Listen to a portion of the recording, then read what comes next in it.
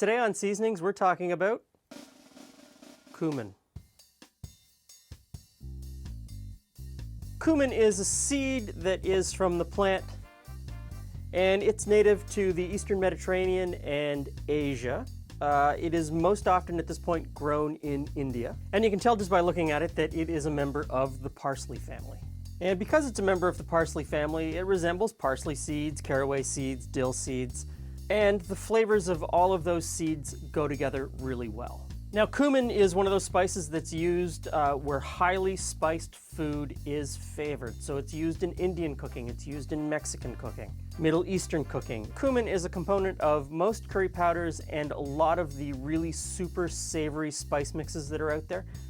Ras Al Hanout comes to mind. Absolutely fantastic in stews, grilled meats, especially lamb or chicken. Also, just add a little bit of it when you're cooking plain rice, and it adds sort of like this bottom note that just brings out all of these incredible flavors. I have to admit, early in my life, I did not like cumin. It was something that I had to grow to enjoy, and now I love it. I use it in everything. If I'm making a chili, in goes the cumin. If I'm making soup with lentils or squash, in goes the cumin. And cumin is one of those spices that you should keep whole and you should toast in a dry frying pan before you put it into the dish that you want to use it in. That toasting just sort of brings all of the oils out and just releases so much flavor. And some other spices that you use cumin with are, of course, caraway, coriander, fennel, and cardamom. So cumin, it is the backbone of a lot of fantastic dishes.